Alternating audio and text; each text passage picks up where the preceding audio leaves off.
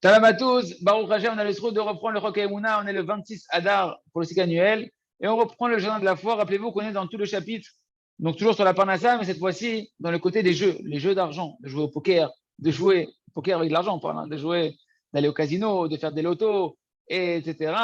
Le millionnaire, il y avait en France le millionnaire, je me rappelle. Alors qu'est-ce qu'il dit le Rav? Celui qui maintenant il va faire des jeux d'argent et qui va profiter en réalité du tsahar, de la souffrance des autres. Quand tu fais des jeux d'argent, tu profites, tout ton argent que tu gagnes, elle provient d'une souffrance que l'argent que les autres ils ont perdu. Et donc c'est pour ça qu'il y a en réalité un grand défaut terrible dans les jeux d'argent. Et dans la majorité de toutes les jeux de paris, etc., c'est que celui qui va gagner de l'argent, eh ben, il gagne son argent sur la tristesse du compte des autres qui ont perdu leur argent. Et comment est-ce maintenant qu'une personne qui a la foi en Hachem, quelqu'un qui croit en Kadosh Baruch Hu, il va accepter de profiter de l'argent qui provient en réalité de quoi? De la souffrance de mon ami. Et dans la vérité des choses, si on regarde profondément, c'est pas simplement son ami qui est attristé. Alors, comme on a dit, une personne qui est en train de perdre de l'argent dans des paris, c'est pas que son argent qui perd, c'est l'argent de toute sa famille qu'il est en train de gaspiller. Donc, c'est la tristesse, pas que de ton prochain, que tu ne gagnes pas d'argent sur la tristesse d'une personne. C'est le compte de toute sa famille que tu es en train de gagner de l'argent. Et parfois, eh ben, en réalité, une personne, elle ne perd pas que l'argent de sa famille, elle perd aussi l'argent qu'il a emprunté à d'autres personnes ou qu'il a volé, que Dieu nous en préserve. Comment maintenant un homme il peut aller jouer au casino, etc. Et il va se dire, tu sais, l'argent que je vais gagner, je me fais un kiff, alors que tu sais que cet argent-là, c'est un argent qui est dégoûtant, mamache. C'est un argent qui est imbibé du sang de personnes. Quand chez Ken, il aura plus forte raison pour les gens qui sont eux-mêmes des propriétaires de maisons de jeu, que eux ils se rendent pas compte que c'est des tueurs, mamache, ils tuent des néchamot, des néfachot, mamache. Ils se rendent pas compte de la gravité de ces maisons de jeu-là. Tous les bénéfices énormes, mamache, qu'ils accumulent, ils se font tous sur le compte et la tristesse terrible de ceux qui ont été séduits par les jeux d'argent. Essentiellement, ces bénéfices-là, ils sont faits sur le compte des familles de ces gens-là qui ont tout perdu à cause de ces maîtres de maison qui se sont amusés à aller jouer à l'argent. Et en plus de ça, non seulement qu'ils ont mis en place les propriétaires de ces maisons-là de jeu, ils ont mis en place ces maisons de jeu, mais en plus, ils les aident. Caviarol, il leur dit, si tu veux, chez nous, on peut te faire des prêts. On peut te faire un prêt, viens, on te fait un prêt. La maison de jeu, elle te fait un prêt pour que tu puisses jouer, etc. Pour que tu puisses continuer à faire des paris, etc. Et qu'un bonhomme, il est en train de perdre tout son argent. Ils encouragent les gens à perdre tout leur argent. Ils sont en train de les tuer et de tuer leur famille. Hachem Yerachem, que Dieu nous en préserve. Le Rav nous ouvre les yeux sur quelque chose qui est, oh, c'est normal dans le monde, les jeux d'argent, les casinos, etc. Mais on ne se rend pas compte de la saleté qui se cache derrière. Et en réalité, il dit la conclusion de tout ça, elle est évidente. Un homme qui a foi en Hachem, il n'a aucun rapport avec tout ce qui est les jeux de paris et les jeux d'argent. Si un homme il a une forte addiction pour les paris et les jeux d'argent, il doit demander au Créateur du monde qu'il le sort de ce mauvais désir-là, qui est terrible, le désir de l'argent. Parce qu'en réalité, tous ces jeux de paris-là, ils proviennent de l'amour maladif de l'argent qu'une personne, il veut beaucoup d'argent, il veut énormément d'argent. Et même s'il n'a pas de problème d'argent, c'est-à-dire que sa femme, ses enfants, ils ont de quoi vivre, ils ont de quoi manger. Non, mais lui, il veut beaucoup d'argent, il veut beaucoup d'argent, il veut beaucoup d'argent. Et il arrive à jouer parce qu'il pense que là-bas, il va trouver ce qu'il recherche. Ainsi, une personne qui doit beaucoup prier sur la Emouna, sur la foi en Hachem, qu'en réalité, tout son désir de l'argent, des paris, qui prennent conscience que ça provient de l'hérésie, qui n'a pas foi en réalité que toute sa parnassa lui est fixée par le ciel. Et qu'en plus de ça, un homme qui est à la fois Bémet, Ma'amin ou Bémouna Kosevet de Chochev, un homme qui joue à l'argent, il est dans une fausse Emouna, une Emouna mensongère. Il pense que parce qu'il fait maintenant des jeux de paris, etc., il va pouvoir gagner des sommes astronomiques. Sans passer forcément par la providence d'Hachem, si c'est parce que je joue, je vais gagner, etc., c'est sûr, je vais gagner. Qu'est-ce que tu vas dire?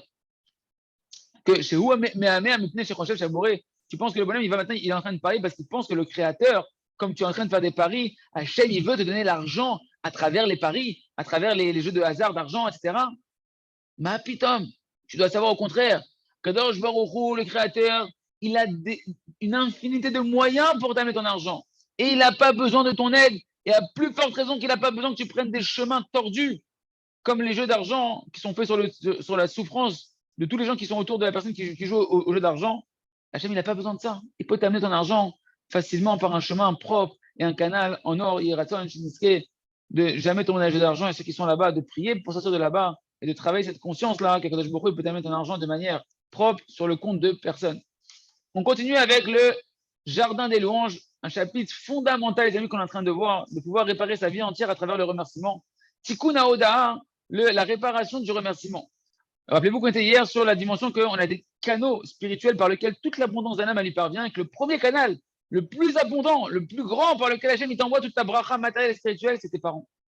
Donc le Rav nous dit, le seul chemin de pouvoir réparer, réparer le fait que les tuyaux d'abondance d'Hachem ils sont bouchés et de réouvrir les canaux, de faire une bonne plomberie, comme on dit, c'est qu'un âme il commence maintenant à faire un travail en profondeur de remerciement. En cela, quand tu remercies Akadosh Baruch Hu sur le passé, sur tout ce qui s'est passé, etc., tu es en train de faire à la fois, tu es en train de te repentir sur ton hérésie que tu as eu dans le passé, sur le manque de Emouna que tu avais dans le passé.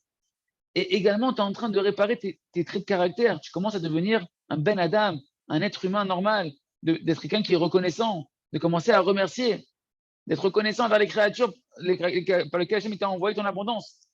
Parce que même maintenant, rappelez-vous qu'on parlait des parents qui peuvent des fois t'avoir fait des souffrances dans ta jeunesse, qui fait que tu ne les aimes pas ou que tu leur en portes rigueur, que tu leur en veux, etc. Et on a dit que c'est interdit. Le Rav nous dit, parce que même un père, le plus mauvais, ou la mère, la plus mauvaise qui existe de l'humanité, combien malgré tout on doit remercier sur eux? Combien on doit, chacun, de manière individuelle, avec sa propre bouche, tous les jours, remercier sur ses parents, même si c'est les plus mauvais des parents, parce qu'après tout, c'est eux qui t'ont donné la vie, c'est eux qui t'ont grandi, c'est eux qui t'ont nourri, et encore de bienfaits qui t'ont fait, chacun à son niveau. C'est infini la reconnaissance qu'on doit ressentir pour nos parents. Parce qu'en réalité, tout le compte que tu as envers les bienfaits qu'on t'a fait, c'est un compte qui doit être séparé du compte que ce que les personnes t'ont fait de mal. Nous, on s'embrouille. On dit, il m'a fait tant de bien, tant de mal, je fais un calcul, bon, ça s'équilibre, ou des fois, il a fait plus de mal que de bien, donc je ne suis pas reconnaissant. Non, tu dois séparer les bienfaits qu'un ami t'a fait des méfaits qu'une personne t'a fait. Parce que, attention, rappelez-vous bien, même si on parle des parents, que personne pense qu'il y a des mauvais parents, sache que le mal qui t'est arrivé à travers tes parents, c'est pas tes parents, c'est Hachem qui te l'a envoyé en fonction de tes fautes, de cette vie-là ou d'un le passé. Et cet homme-là qui t'a fait des méfaits, appelle-le ton père, appelle-le ta mère, eh ben en réalité, c'était juste simplement un canal par lequel Akadosh Baruch Hu qu'il a choisi pour être un bâton de te réprimander sur tes avérotes. Et pourquoi maintenant tu vas te mettre en colère sur cette personne-là? C'est pas elle qui est l'origine de ton malheur. C'est Akadosh Baruch Hu qui est derrière, mais en réalité, c'est ta faute qui a déclenché ça chez Akadosh Baruch Hu. Et même si maintenant tu n'es pas du niveau de pouvoir recevoir, et même si maintenant tu ne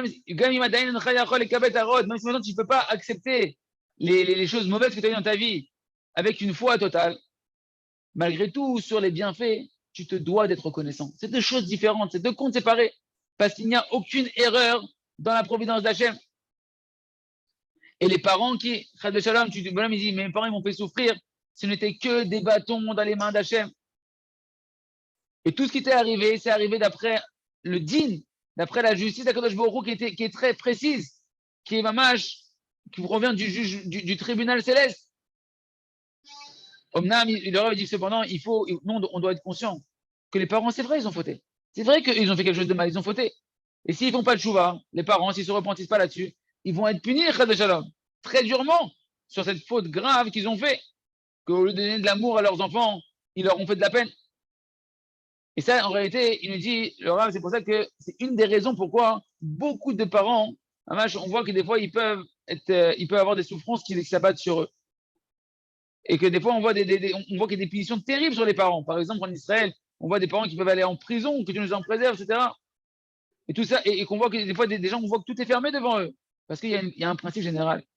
Tout celui qui prend en pitié les créatures, alors dans le ciel, on le prend en pitié. La miséricorde d'Hachem, elle dépend de comment toi, tu prends les autres en pitié.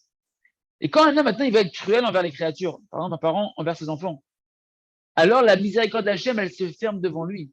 Et à plus forte raison, un parent, un père ou une mère, que lui, d'après sa nature, il doit prendre ses enfants en pitié. Parce que n'est-ce pas que même les animaux, ils prennent leurs descendants en pitié. C'est pourquoi les parents qui n'ont pas eu de la pitié envers leurs enfants, alors ils se voient qu'eux-mêmes, la miséricorde d'Hachem, elle leur est fermée devant eux. Et ils sont punis sur ça dans ce monde-là.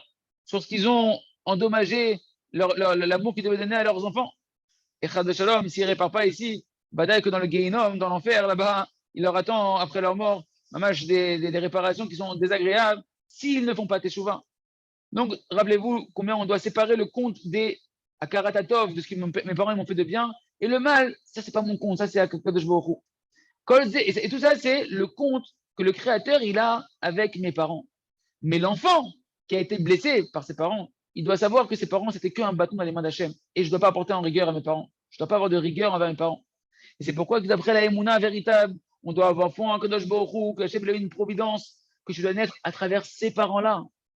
Ces parents-là qui t'ont fait du mal ou qui t'ont fait de la tristesse, qui t'ont fait de la peine, etc. De toutes les manières, toutes sortes de choses qu'une personne peut avoir vues dans sa vie, c'est une providence d'Hachem que tu devais être par ces parents-là qui t'ont fait ça. Pourquoi? C'est ta réparation par rapport à tes vies d'avant, par rapport à tes kigouline d'avant. Et c'est un compte que tu as toi avec Kadosh Baruch Hu et que c'est passé par tes parents, mais c'est où? C'est pourquoi tu dois oublier, tu dois faire ce travail-là d'oublier tout le mal que tu as reçu à travers tes parents et ne te rappeler que du bien que tu as reçu de tes parents. Et ce bien-là, il est éternel. Ils t'ont fait un bien, tu dois leur être reconnaissant éternel. Le principe général, lorsqu'un homme il va regarder ce qui lui est arrivé avec les yeux de la Emouna, alors il va comprendre combien c'était un grand ingrat, comment tu as pu emporter rigueur à tes parents, même si tes parents ils t'ont fait du mal dans ta vie. D'après ce qu'on a expliqué maintenant, le mal, c'est la chaîne qui te l'a envoyé en fonction de tes fautes, mais le bien que tes parents ils t'ont fait, c'est eux qui te l'ont fait, et ça, tu dois être reconnaissant pour l'éternité. Il y a raison qu'on puisse être reconnaissant vers nos parents, réparer les liens avec nos parents, et comme ça, réouvrir les canaux de l'abondance sur chacun d'entre nous. On continue avec le livre à travers champs et forêts pour faire notre traduit de des doutes. Rappelez-vous qu'on est dans la Torah 52 de l'écouter Moharan pour apprendre à annuler tous les mauvais désirs et les mauvais caractères. Donc le Rav nous dit, et c'est pareil par rapport à ce qu'on a dit hier, de sujet en sujet. Par exemple, quelqu'un veut travailler la colère. Ok, ben là aussi, une personne, elle doit faire un yishuv hadat, comme on l'a expliqué, une prise de conscience, comme c'est marqué dans le chapitre, la prise de conscience, jusqu'à ce que tu vas avoir là-bas, sur la colère, tu dois avoir une dire Rabbeinu Akadosh, une intelligence sur la colère qui doit être forte, qui doit être ferme, qui doit être puissante, que tu sais que dans aucune situation du monde, j'ai l'autorisation de me mettre en colère. C'est ça, faire une prise de conscience. Que tu dois te dire, il n'y a aucune situation que ça vaut le coup que je me mette en colère. Il n'y a aucune situation où je vais être gagnant de mettre en colère. Et au contraire, la personne doit avoir une prise de conscience tellement forte que de se dire qu'à chaque fois que je me mets en colère, je suis en train de mettre en colère contre Hachem. C'est contre Hachem que je me mets en colère. Et donc, chacun, il doit faire, quand il travaille un trait de caractère, il doit faire un cheshbon nefesh, une introspection. Et cette introspection-là, elle doit inclure des remerciements sur l'aide que tu as eue d'Hachem de ne pas te mettre en colère jusqu'à aujourd'hui. Hier, aujourd'hui, dans tes épreuves, tu remercies Hachem. Les endroits où tu as mérité de ne pas te mettre en colère, ou que tu t'es mis moins en colère que d'habitude, dans ton ordre des doutes, quand tu travailles la colère, tu dois remercier. Merci Hachem que hier, avec mes enfants, j'ai tenu mieux les épreuves. C'est grâce à toi, Hachem. Merci Hachem. Ou bien tu dois remercier sur le fait même que tu as le mérite de prier sur le trait de caractère de la colère. C'est un mérite extraordinaire. Tu te connectes à Hachem et tu t'arranges. C'est extraordinaire. Tu dois remercier sur ça aussi. Et tu dois également, comme on l'a dit dans ton Cheshbon Nefesh, préparer le jour qui arrive. Je vais avoir des épreuves au travail. Je vais avoir des épreuves quand je vais rencontrer ma femme, mes enfants. Aide-moi à pas mettre en colère. Par exemple, tu sais que tu as un rendez-vous avec une situation qui est tendue. Tu sais que ce rendez-vous-là, ça peut exploser. Donc, tu dois prier à Hachem, maître du monde. Maître du monde, aide-moi. Demain, j'ai un rendez-vous pour le travail, pour le business, etc. Ou avec des gens de la famille que je sais que c'est pas évident. Je vais avoir une épreuve là-bas de mettre en colère. Aide-moi un peu mettre en colère. Aide-moi que je beaucoup pas mettre en colère. Ou bien demain, je sais que je dois étudier avec mon fils. Et je sais que pour moi, c'est une épreuve quand j'étudie la Torah avec mon fils ou que je vais faire les devoirs, etc. Que j'ai tendance à mettre en colère. Aide-moi que je beaucoup à pas mettre en colère. Comme ça, une personne elle doit préparer le jour suivant, ce qu'on appelle faire une bonne prise de conscience, une bonne introspection sur le passé et sur le jour qui va arriver. Kamouvan, que bien évidemment, que tu as pris, par exemple, on a pris l'exemple de la colère, eh ben, une personne, elle doit, dans son introspection, passer un moment où il va prier. Comment tu vas prier? Eh ben, tout ce que tu connais sur la colère. Par exemple, tu peux t'aider avec le livre Le Jardin de la foi, il y a tout un chapitre sur la colère, où là-bas on ramène ce qui est marqué, ou dans le chapitre Emouna Bamidot, là-bas c'est la foi dans les traits de caractère. Là-bas, le Rav il a expliqué un peu le résumé de tout ce qu'on doit savoir, d'après la Emouna et d'après les chiffres de Rabbi Nachman de Breslev, qu'est-ce qu'on doit savoir sur la colère? Pour apprendre, quand je sais maintenant, j'ai compris qu'est-ce que je gagne et qu'est-ce que je perds à mettre en colère, je sais comment prier sur la colère. Et donc, tu dois utiliser tout ce que tu auras étudié sur le trait de caractère que tu veux travailler, sur le mauvais désir que tu veux travailler, utiliser tout ce que tu as étudié dessus pour prier maintenant dans chaque détail que tu as appris concernant ce trait de caractère d'après la Torah, et tu vas prier pour t'en rappeler. et te donner les forces de tenir bon dans les épreuves. Et l'essentiel, c'est que tu vas allonger tes prières et revenir avec des mots tout simples, de demander la miséricorde d'Hachem. Tu vas supplier à Kadosh Baruch Hu, Hachem, aide-moi à surmonter mon mauvais penchant de la colère, tel mauvais trait de caractère, tel mauvais désir, aide-moi à m'en débarrasser complètement. Et tu reviens dessus, tu reviens dessus. Et chaque mot que tu vas dire, c'est une victoire sur le Yetzirah. Et de nouveau, on insiste, de prendre un sujet.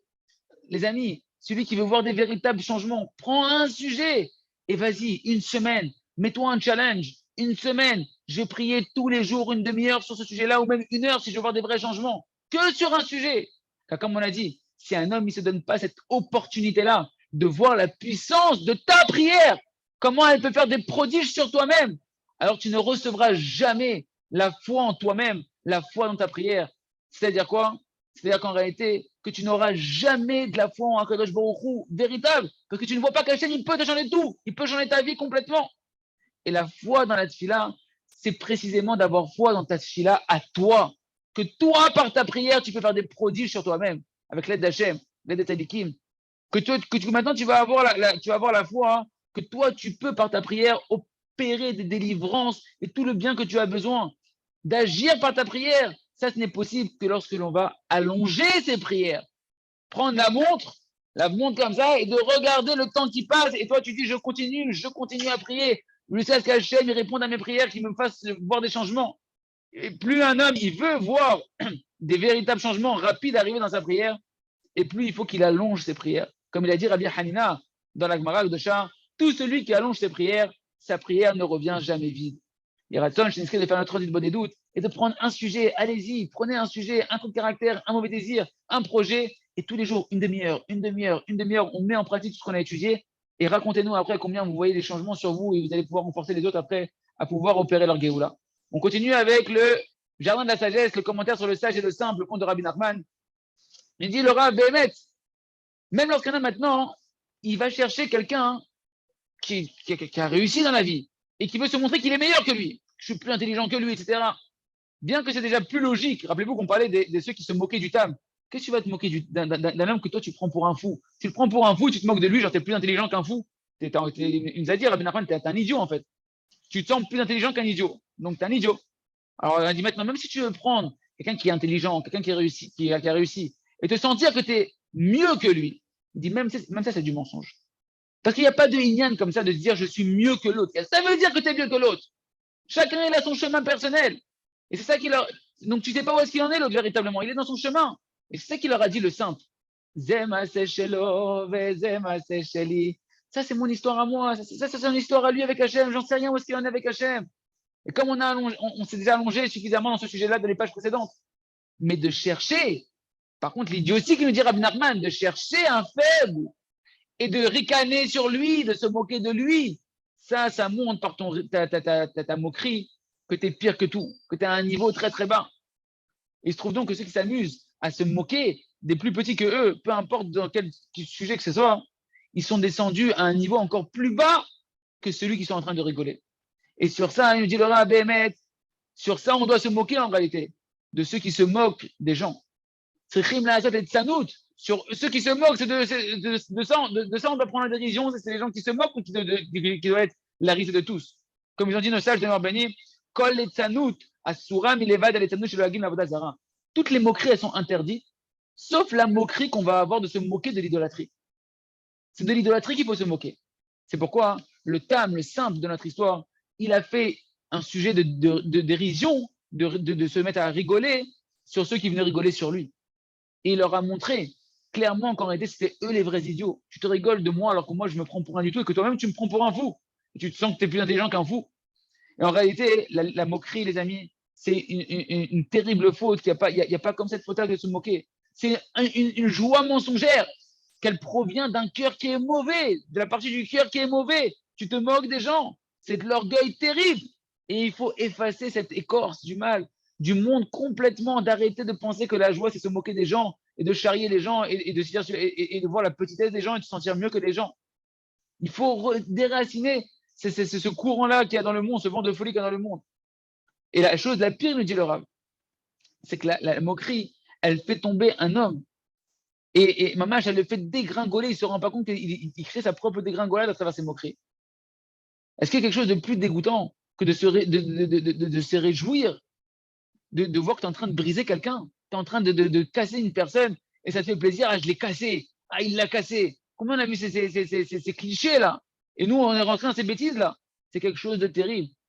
Dans chaque communauté, on voit que chacun il a sa manière à lui, où on en prend un et on lui tombe dessus et on lui détruit sa vie sans s'en rendre compte en réalité. Tu veux te réjouir? Va chercher la vraie joie. Te compare avec personne. Remplis-toi de joie avec toi-même, avec Kadosh Baruch Hu, entre toi et ton Créateur. C'est ça la simra. Être heureux de ta part, heureux de ton lien avec Kadosh Baruch Hu et non pas heureux du malheur des autres et de te sentir mieux que les autres. Il y a de chercher, comme le Tam Akadosh, de se moquer de personne et au contraire d'être besimcha de sa propre vie sans se comparer avec personne. On continue avec le Sefer Or Chadash Al Tzion Tahir Veniske Kulano Bimera Leoro. Personne n'est né parfait. T'inquiète pas, mon ami. Tu n'es pas né Moshe Rabbeinu et personne n'est né Moshe Rabbeinu, ni personne n'est né Rabbi Nachman de Breslev, directement conçu Rabbi Nachman de Breslev. C'est quelque chose que chacun doit travailler cette notion-là. Que tous les tzadikim, ils avaient des mauvais désirs, ils avaient des mauvais caractères. Et ça, c'est marqué, mamash, dans l'histoire qui est ramenée à la fin de la Masechet Kiddushin, sur Moshe Rabbeinu. Que Moshe Rabbeinu, c'était mamash, un grand roi. Moshe Rabbeinu, chez Meler Gadol, Shalach Tzayar, oui. Il y a un grand roi qui avait, comment s'appelle, demandé à ce qu'on dessine. Shalach Tzayar, il avait amené un dessinateur qui était très, très expert. Il avait demandé, vas-y, viens maintenant, s'il te plaît, tu peux me dessiner le visage du plus grand des Chachamim, voilà, Moshe Rabbeinu, chez Meler Gadol, Shalach Tzayar, Oman et Tzayar et Panam, ou Bikesh Midel Chachamim, Bechormat Aparsou, Lavin, les filles Panim, chez Moshe, Mahen Midotav, Ken. Voilà, il a pris maintenant le visage de Moshe et il a fait dessiner un grand dessinateur qui avait.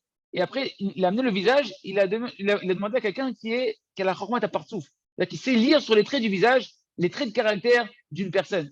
Et donc, il a fait dessiner le visage de Moshe Rabbeinu. Et il lui a amené, dis-moi s'il te plaît, les traits de caractère de Moshe. Et qu'est-ce qu'il lui a dit, ce sage-là qui a la chormat à partsouf, qui sait voir sur les traits du visage les traits de caractère d'une personne? Il lui a dit, tu sais, dans ce visage-là, je vois un homme qui est très mauvais. Je vois un homme qui a tout le mal du monde à l'intérieur de lui. Et là, Moshe Rabbeinu, comment c'est possible? Moshe Rabbeinu, et Moshe Rabbeinu, il leur a dit, mais maître, c'est vrai que moi, dans ma nature, j'avais des mauvais traits de caractère. J'avais un désir d'être un assassin. Terrible. Mais il a travaillé sur lui-même. Comme on voit que Moshe, il s'est passé l'événement qui s'est passé en Égypte, etc. Où il a tué l'Égyptien. Moshe, il avait à l'intérieur de lui un potentiel d'être un assassin. Mais il a travaillé sur lui pendant 60 ans dans le désert, quand il a quitté l'Égypte. Pendant 60 ans, il a travaillé pour se nettoyer de ses mauvais traits de caractère, de ses mauvais désirs, jusqu'à ce qu'il est devenu le grand de toute la nation du Ham Israël. Et c'est pareil pour Rabbi Akiva. Rabbi Akiva, qui était le grand de toutes les générations, il a commencé à 40 ans. À 40 ans, il a commencé à travailler sur lui. Et pendant 40 ans, c'était un Amaharet, c'était un ignorant qui haïssait les Talmidei Chachamim. Rabbi Akiva, il haïssait les sages de la Torah. Lui qui est devenu le plus grand sage de la Torah et le maître de tout le Ham Israël. Parce qu'ils ont travaillé sur eux. Et quand un homme, il vit véritablement maintenant le danger du spirituel, d'une faute, d'un mauvais caractère, d'un mauvais désir, comme il a fait Moshe Rabbeinu, comme il a fait Rabbi Akiva, alors à ce moment-là, la prière, elle sort un match d'un cri qui paraît qui est complètement différent. C'est plus du tout la même prière. Comme on voit avec Caleb Ben Yefouné. Caleb Ben Yefouné, quand il y a eu la faute des explorateurs, et que tout le monde est tombé dans le panneau, il est tombé dans la marloquette sur Moshe Rabbeinu. Qu'est-ce qu'il a fait, Caleb Ben Yefouné? Il a senti le danger. Il a senti un danger terrible de rentrer dans la marloquette sur Moshe Rabbeinu. Il s'est mis lui-même en danger. Il est parti dans l'endroit le plus dangereux d'Eretz Israël, qui était la ville de Hebron, la ville qui était la plus dangereuse. Il a dit, je m'en fous, je vais tout seul là-bas, je vais prier sur les kivrés, sur les tombeaux des patriarches, pour être préservé de la marloquette, de la discordance, de la divergence, de l'opposition à Moshe Rabbeinu.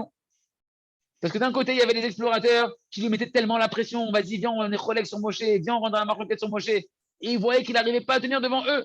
Mais d'un autre côté, il sentait à l'intérieur de lui que de se mettre en marloquette, de se mettre en opposition à Moshe Rabbeinu, de dire du Lachon Hara sur Moshe Rabbeinu, sur la terre d'Eretz Israël, c'est pire que la mort. Je préfère mourir. Je vais aller sur les Kivrei Tzadikim, mais si je dois mourir là-bas, parce que c'est dangereux, je préfère mourir là-bas. Et c'est pourquoi, dans cette pression qu'il avait à l'intérieur de lui, le Zohar, il nous dit, il n'a même pas regardé le danger. Alors qu'il y avait un danger terrible sur les Kivrei Tzadikim. je ne regarde pas le danger. Il n'a rien gardé. Il était prêt à se sacrifier. Pourquoi? Pour ne pas transgresser ce qui est pire que tout à ses yeux, que d'être en marloquette sur Moshe, sur la terre d'Israël, de faire une avéra. Et Badaï, que du fait qu'il a senti le danger de mort qu'il y avait dans la avéra, d'être en marloquette sur Moshe, de la Shanara sur Moshe, sur Israël, c'est sûr que quand il est parti là-bas et qu'il a prié sur les Kivrei Avot, Akdoshim, il a prié, Mamash, des cris de tout son cœur, il a donné son âme dans ses prières, il a prié de toutes ses forces, comme quelqu'un qui se sent en danger de vie ou de mort. Et c'est pourquoi il a mérité Kalev Ben Yefoune tous les niveaux extraordinaires et toute la récompense qu'il a réussi, et en particulier de pouvoir être sauvé de la faute des explorateurs. Il est qu'on apprenne que, voilà, c'est normal. Chacun, il naît avec un potentiel de mal à l'intérieur de lui. Mais si tu prends conscience que le mal, c'est comme la mort, alors tu vas pouvoir crier, crier, crier, crier contre le mal, comme si tu criais pour ta propre vie, et comme ça, tu pourras devenir un Moshe Rabbeinu, comme ça, on pourra devenir un Rabbi Akiva, comme ça, on pourra devenir comme un Caleb Ben Yefoune, et voir des véritables changements dans la tfila. Chazak